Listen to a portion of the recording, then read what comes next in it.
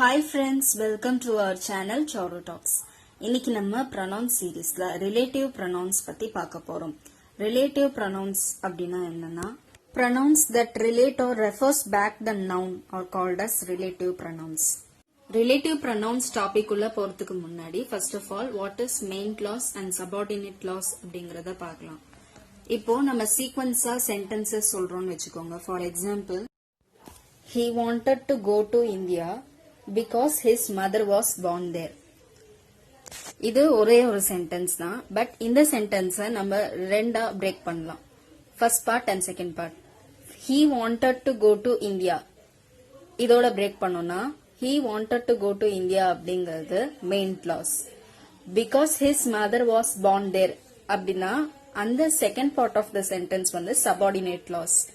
ஏன் நம்ம main clause and subordinate clause பிடிக்கிறோம் அப்படின்னா main clause is otherwise called as independent clause. அதாவது இப்போ he wanted to go to India இந்த சென்டென்ஸ் மட்டும் நம்ம சொன்னாலே நம்மளுக்கு புரிஞ்சிடுது. because his mother was born there இந்த ரீசனை சொல்லி தான் அவங்க இந்தியாவுக்கு போறாங்க அப்படிங்கறது நம்மளுக்கு தேவை கிடையாது. he wanted to go to India அந்த ஒரு சென்டென்ஸ்லயே நம்மளுக்கு வந்து புரிஞ்சிடுது அவங்க இந்தியாவுக்கு போகணும் அப்படின்னு நினைக்கிறாங்க அப்படின்றது.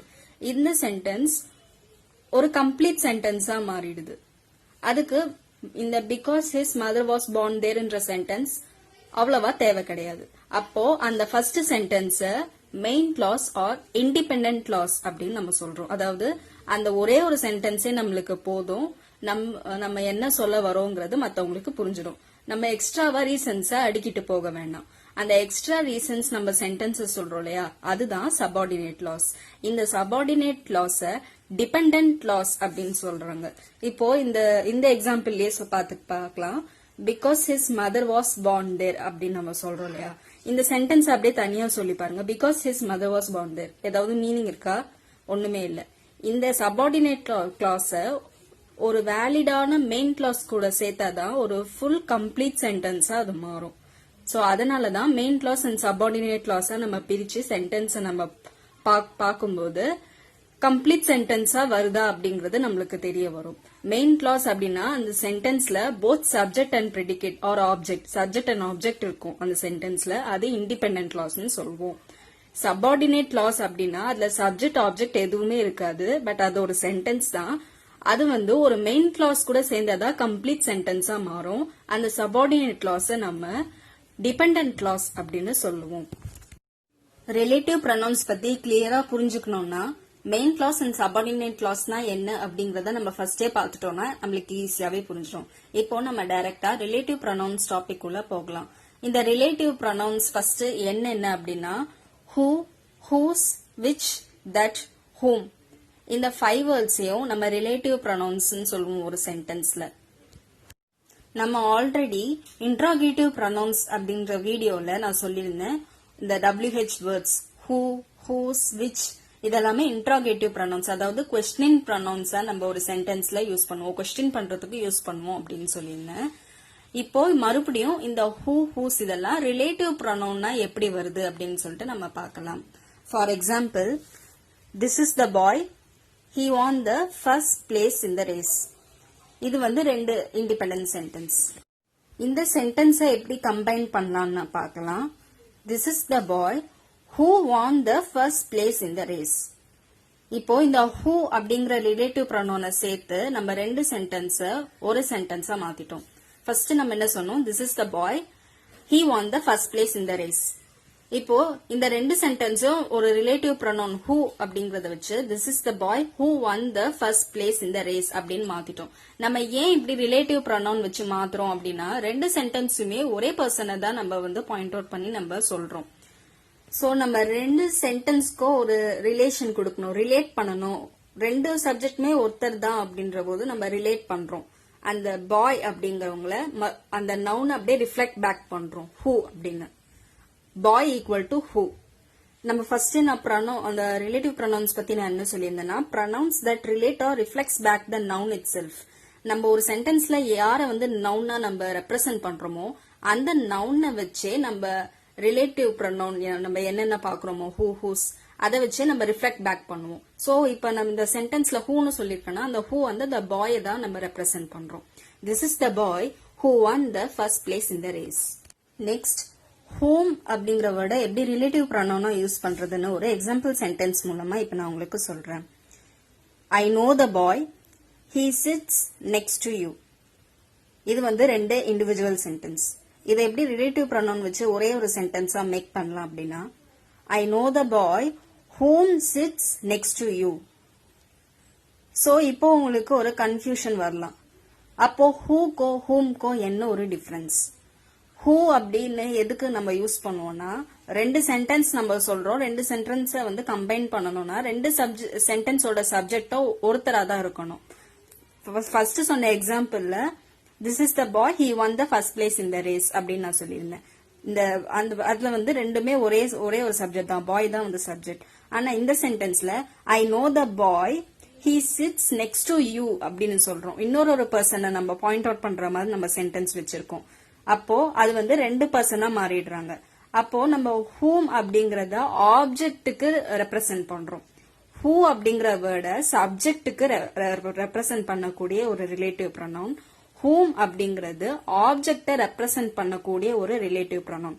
சோ நீங்க எந்த ஒரு ரெண்டு சென்டென்ஸ் பார்த்தாலும் who யூஸ் பண்ணணுமா whom யூஸ் பண்ணணுமான்னு கன்ஃபியூஷன் வந்துச்சுன்னா சப்ஜெக்ட பாருங்க. ரெண்டு சென்டென்ஸ்லயுமே ரெண்டு சென்டென்ஸ்ல சப்ஜெக்ட் ஒருத்தரா இருந்தாங்கன்னா அவங்களோட ரிலேட்டிவ் ப்ரொனவுன் வந்து whoன்னு யூஸ் பண்ணி நம்ம சென்டென்ஸை வந்து மேக் பண்ணணும்.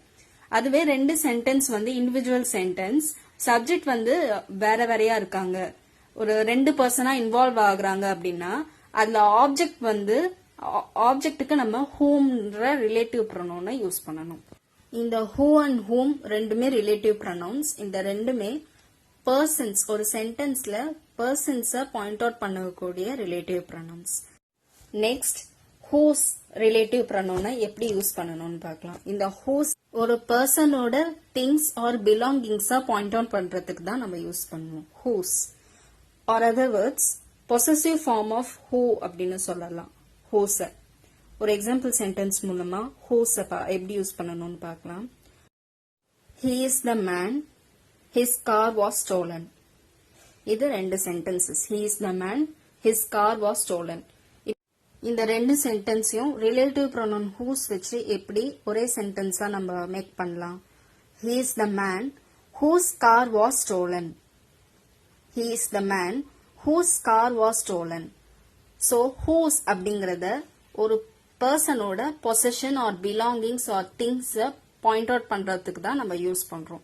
இங்க இந்த சென்டென்ஸ்ல அந்த மேனோட பொசஷன் என்ன? கார். அவங்க காரை யாரோ ஸ்டோல் பண்ணிட்டாங்க, திருடிட்டாங்க. அப்போ அந்த காரை வந்து நம்ம என்ன ரிலேட்டிவ் ப்ரொனவுன் வச்சு நம்ம பிக்ஸ் பண்றோம்? whose. He is the man whose car was stolen. Next relative pronoun which. Which எதுக்கு நம்ம யூஸ் பண்ணலாம்னா to point out animals or things. ஒரு சென்டென்ஸ்ல both animals or things பத்தி நீங்க சென்டென்ஸ் மேக் பண்றீங்கன்னா அப்போ which என்ற ரிலேட்டிவ் ப்ரொனவுனை யூஸ் பண்ணலாம். For example, this is the dress, I like it very much. இந்த ரெண்டு சென்டென்ஸையும் which வச்சு எப்படி நம்ம ஒரே சென்டென்ஸா மேக் பண்ணலாம் அப்படின்னா this is the dress which I like very much. இதே சென்டென்ஸ்ல ஒரு அனிமல் வச்சு நம்ம எப்படி மேக் பண்ணலாம்னா this is the dog which I like very much. So இந்த ரெண்டு சென்டென்ஸ்லயும் போத் ஒரு அனிமல் வச்சும் நம்ம சென்டென்ஸ் மேக் பண்ணிருக்கோம், ஒரு திங் வச்சும் ஒரு சென்டென்ஸ் மேக் பண்ணிருக்கோம். சோ அனிமல் ஆர் திங்க பாயிண்ட் அவுட் பண்ணும்போது நம்ம which அப்படிங்கிற ரிலேட்டிவ் ப்ரொனவுனை யூஸ் பண்ணி ரெண்டு சென்டென்ஸை ஒரே சென்டென்ஸா ஃப்ரேம் பண்ணலாம். நெக்ஸ்ட் நம்ம பார்க்க போற ரிலேட்டிவ் ப்ரொனவுன் that. that அப்படிங்கறத எப்படி ஒரு ரிலேட்டிவ் ப்ரொனவுனா யூஸ் பண்ணலாம் அப்படின்னு பார்க்கலாம் ஒரு எக்ஸாம்பிள் சென்டென்ஸ் மூலமா. This is the cheetah, it was captured. This is the cheetah that was captured. So இந்த தட்டுமே which மாதிரி அனிமல்ஸ் அண்ட் திங்ஸா பாயிண்ட் அவுட் பண்றதுக்கு நம்ம யூஸ் பண்ணலாம். சோ இந்த ரெண்டு சென்டென்ஸ பார்க்கும்போது this is the cheetah ஒரு அனிமலை நம்ம சொல்றோம், it was captured. சோ நம்ம ஒரே ஒரு சென்டென்ஸா மேக் பண்ணும்போது this is the cheetah that was captured. இந்த சீட்டாவை அவங்க பிடிச்சிட்டாங்க அப்படின்னு நம்ம சொல்றோம். So to conclude, relative pronouns 5 பார்த்திருக்கோம். who, whom, whose, which, that. இந்த 5 எது எதுக்கு யூஸ் பண்ணணும்னு நான் மறுபடியும் ஒரு glance கொடுக்கிறேன். who and whom வந்து பர்சனை பாயிண்ட் அவுட் பண்றதுக்கு. who for subject, whom for object. whose அப்படிங்கிறது ஒரு பர்சனோட பொசிஷனை பாயிண்ட் அவுட் பண்றதுக்கு. which and that, both which and that animals and things point out பண்றதுக்கு நம்ம யூஸ் பண்றோம் ரிலேட்டிவ் ப்ரொனவுன்ஸா. சோ இந்த வீடியோல மெயின் கிளாஸ் சபார்டினேட் கிளாஸ் பத்தி ஒரு clear picture and relative pronouns பத்தி டீடைலா நம்ம பார்த்திருக்கோம். சோ ஃப்ரெண்ட்ஸ், இந்த வீடியோ உங்களுக்கு பிடிச்சிருந்தா லைக் பண்ணுங்க. யூஸ்ஃபுல்லா இருந்துச்சுன்னா உங்க ஃப்ரெண்ட்ஸ் அண்ட் ஃபேமிலி கூட ஷேர் பண்ணுங்க. Also, don't forget to subscribe to our channel Charu Talks so that I'll be motivated. Happy learning and never stop learning. நன்றி, வணக்கம்.